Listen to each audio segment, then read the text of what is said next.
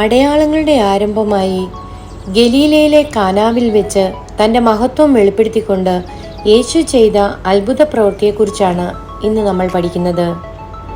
പണ്ട് ഗലീലയിലെ കാനാവിൽ ഒരു കല്യാണമുണ്ടായി. യേശുവിനെയും ശിഷ്യന്മാരെയും കല്യാണത്തിന് ക്ഷണിച്ചിരുന്നു.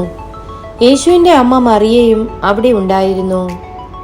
വിരുന്ന് സൽക്കാരത്തിൽ വീഞ്ഞു പോരാതെ വരികയാൽ യേശുവിൻ്റെ അമ്മ അവനോട്, അവർക്ക് വീഞ്ഞില്ല എന്ന് പറഞ്ഞു. യേശു അവളോട്, സ്ത്രീയെ, എനിക്കും നിനക്കും തമ്മിൽ എന്ത്? എൻ്റെ നാഴിക ഇതുവരെ വന്നിട്ടില്ല എന്ന് പറഞ്ഞു. അവൻ്റെ അമ്മയോ ശുശ്രൂഷക്കാരോട്, അവൻ നിങ്ങളോട് എന്തെങ്കിലും കൽപ്പിച്ചാൽ അത് ചെയ്യുവീൻ എന്ന് പറഞ്ഞു. ആ വീട്ടിൽ യഹൂദന്മാരുടെ ശുദ്ധീകരണ നിയമം അനുസരിച്ച് 2-3 പറ വീതം കൊള്ളുന്ന 6 കൽപാത്രമുണ്ടായിരുന്നു. യേശു അവരോട്, ഈ കൽപാത്രങ്ങളിൽ വെള്ളം നിറപ്പീൻ എന്ന് പറഞ്ഞു. അവർ വക്കോളവും നിറച്ചു. അപ്പോൾ ആ വെള്ളം വീഞ്ഞായി മാറി. ഇപ്പോൾ കോരി വിരുന്നുവാഴിക്ക് കൊണ്ടുപോയി കൊടുപ്പിൻ എന്ന് അവൻ പറഞ്ഞു. അവർ കൊണ്ടുപോയി കൊടുത്തു.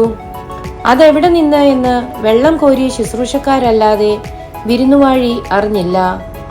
വീഞ്ഞായി തീർന്ന വെള്ളം വിരുന്നുവാഴി രുചിച്ചു നോക്കിയാറെ മണവാളനെ വിളിച്ചു.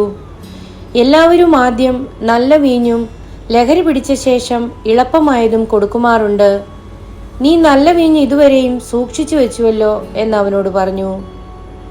യേശു ചെയ്ത ഈ അത്ഭുതം കണ്ട് അവൻ്റെ ശിഷ്യന്മാർ അവനിൽ വിശ്വസിച്ചു. യേശു തമ്പുരാൻ ചെയ്ത ഈ അത്ഭുത പ്രവൃത്തി എല്ലാവർക്കും ഇഷ്ടമായി എന്ന് കരുതുന്നു. എല്ലാവരെയും ദൈവം ധാരാളമായി അനുഗ്രഹിക്കട്ടെ.